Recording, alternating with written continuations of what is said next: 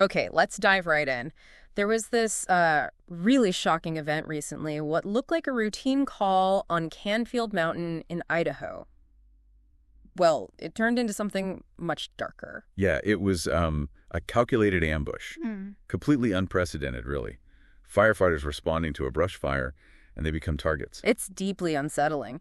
So today we're doing a deep dive. We've pulled together insights from the reports to kind of distill the key facts for you. Right, so you can get a handle on the whole complex situation pretty quickly.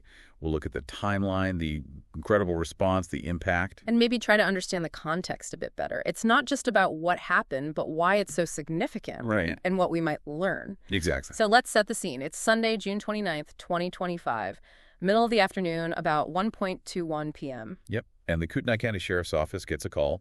Standard stuff, seemingly. A brush fire on the east side of Canfield Mountain. So fire crews head out just like they always do. Quick response. But things went bad. Fast. Really fast. By 2:00 p.m., less than 40 minutes after that first call, firefighters are on the radio saying they're being shot at. Shot at. While responding to a fire. Yeah. The dispatch audio, it's pretty harrowing.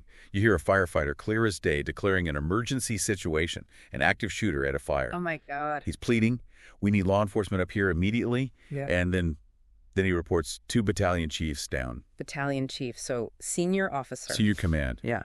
Leading the response. And then he says, I'm pinned down. And he adds something crucial. He says, it's clear to me that this fire was set intentionally to draw us in. Wow. So they knew right then it was a setup. It seems so. Authorities immediately called it a total ambush. A sniper attack. Not random violence. Deliberate. That's just chilling. So once that call goes out, active shooter, officers down, what happens next? What kind of response does that trigger? An enormous one. And incredibly fast. You're talking about roughly 300 law enforcement officers flooding the area. 300? Yeah, from all over. Spokane County Sheriff, Spokane PD, Coeur d'Alene Police, the FBI, other Idaho counties. Even the National Guard offered a Black Hawk helicopter. It was a massive mobilization. And how did they handle the active shooter situation itself? Well, there was an exchange of gunfire with the suspect over the next roughly 90 minutes after that 2:00 p.m. call. 90 minutes of active engagement. Right. And here's where technology played a really critical role. They managed to locate the suspect by tracing a cell phone signal. His own cell phone? Apparently. Right. That signal stopped moving around 3:16 p.m., which suggested, something had happened. Right. So when did they actually confirm the threat was over? It took several more hours to secure the scene and everything, but by about 7:40 p.m. that evening, authorities found the suspect. He was deceased with a weapon nearby. So the immediate danger ended then? Correct. And former FBI agent Steve Moore, he actually praised how quickly they resolved it, essentially neutralizing the threat within that 90-minute window from when the shooting was first reported. Pretty remarkable considering the terrain and the chaos. And do we know who the suspect was? Yes. Authorities identified him, a 20-year-old named Wess Roley. They believe he acted alone. Just 20 years old. Okay. Let's talk about the human cost here. A firefighter is caught in this ambush. It's incredibly tragic. 2 firefighters lost their lives. One from the Coeur d'Alene Fire Department, the other from Kootenai County Fire and Rescue. Just awful. And there was a third firefighter. Yes, also from Coeur d'Alene Fire. Injured, but thankfully, reports on Sunday night said he was out of surgery and in a stable condition. That's some small relief, at least. Understandably, they haven't released names publicly. No, not yet. Out of respect for the families, of course. And meanwhile, there's still this fire burning, the one that was apparently the lure. Right, the Nettleton Gulch Fire, they named it. Yeah. And it wasn't small. It grew from maybe 15, 20 acres Sunday evening to 26 acres by Monday morning. And firefighting efforts must have been severely hampered by the crime scene. Absolutely. They couldn't really get crews in to fight the fire aggressively until the scene was declared safe, which wasn't until around 7:30 p.m. Hours later. Hours later. And then they had to deal with the terrain itself. Officials described it as tricky, lots of snags, those dead-standing trees that are super dangerous for firefighters in steep slopes. Any structures damaged by the fire itself? Thankfully, no. No homes or buildings were reported damaged.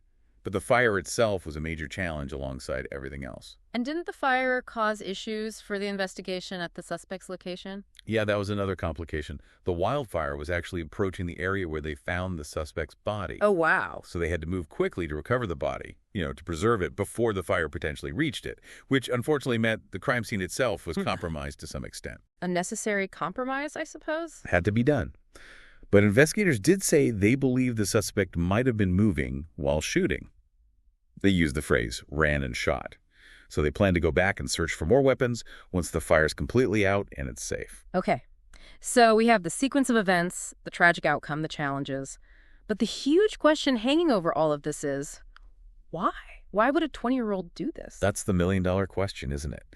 And right now, Wess Roley's motive is still very much unclear. The investigation is ongoing. What do experts typically look for in a situation like this, where it seems so calculated, so targeted? Well, Sean Turner, who used to be involved in national intelligence communications, offered some insight. He suggested investigators are likely digging into any history the suspect might have had with local law enforcement. Was there prior tension, any strife or conflict? Right, any specific grievance. Exactly. Or they might look broader. Did he hold certain worldviews, maybe anti-law enforcement or anti-government sentiments that could have fueled this? It's just the calculation that's so disturbing. Using a fire specifically to lure people in. It really elevates it beyond, say, impulsive violence. Turner noted how this seemingly complex attack appeared designed to harm even more people. It wasn't just about the fire. Which forces us to look at arson differently, doesn't it? Not just as, property destruction, but as a potential tactic. Definitely. And Ed Nordskog, he's a seasoned arson investigator, talks about this. He emphasizes there's no single typical arsonist. Motives are all over the map. But are there common threads investigators see? Sometimes. Psychologists point to certain characteristics you might see more often, though it's not a perfect profile, obviously. Things like problems with communication, maybe impulsive behavior, difficulty expressing emotions, sometimes an unhealthy interest in fire itself, fire stuff. So Nordskog differentiates between types of arson, right? Yeah, he lays out a few categories. You've got arson as a means to an end, maybe someone burning a business for insurance money or destroying records. Often those are one-and-done types. Then there's what he calls urban arson. That's more your everyday stuff, unfortunately. Dumpster fires, car set alight, trash fires. Sometimes it's linked to mental health or substance abuse. Or even accidental fires started by, say, unhoused people trying to stay warm. But this Canfield Mountain incident feels different, more sinister. Exactly. That brings us to the far end of the spectrum Nordskog describes, these serial wildland arsonists. These are rare, thankfully, but he calls them the worst of the worst. Why? What makes them so dangerous? Because they often plan meticulously. They might use time-delayed devices to start the fires. They might turn off phones to avoid being tracked. They understand fire behavior and how to maximize damage or chaos. He says they hold the power of an atomic bomb at their fingertips because of the potential destruction. And setting a fire as an ambush fits that kind of calculated, dangerous mindset. It absolutely does. It's using the fire strategically, not just randomly. And the scary thing Nordskog points out, connecting it to the bigger picture, is that regardless of why someone starts a fire, they lose control of it almost immediately. And with climate change, making fire conditions more extreme, more dangerous. Any arsonist, intentional or not, has the potential to cause way more damage than maybe even they intended. Precisely. The conditions amplify the impact enormously. Let's shift to the community now, Alene. How has this hit them? It must be devastating. Profoundly. Officials used words like unheard of, senseless and tragic beyond words. You really get the sense of deep shock and grief. Yeah. Kootenai County Commissioner Bruce Mater said something powerful. This is not who we are as a community, just emphasizing how alien this feels to them. But amidst that shock, has there been support? How does a community even begin to process this? There's been an incredible outpouring. Idaho's Governor Brad Little ordered flags to half-staff statewide, and the visual residents in Coeur lining the highways for the procession, honoring the fallen firefighters. Just standing there, silent, some holding each other, just completely shaken that their firefighters, their frontline guys, as someone put it, were attacked like this. It raises that heavy question, doesn't it? How do you process violence against the very people who run towards danger to protect you? It's a question with no easy answers. And for the agencies involved, what happens now? Are they rethinking protocols? Well, officials are being careful, saying they want to avoid any knee-jerk reaction, which is understandable. Sure. But the sheer gravity of this, an ambush targeting first responders, it inevitably means they will be looking hard at all their emergency response options. It has to spark discussions about how to keep responders safe when the unpredictable happens. Absolutely. So wrapping this deep dive up, we've covered a truly horrific event. The calculated nature of the ambush on Canfield Mountain, the incredible rapid response, the heartbreaking human cost, the challenges of the fire itself, and this wider, disturbing context of arson being used as a weapon. Yeah. And as always with the deep dive, the goal here wasn't just to give you the headlines, but to offer a more structured understanding, some context for why this event is so significant. Hopefully providing a clearer picture of a complex situation. So we'll leave you with this thought to chew on. We live in a time where things we thought impossible, like firefighters being ambushed at a deliberately set fire, are happening.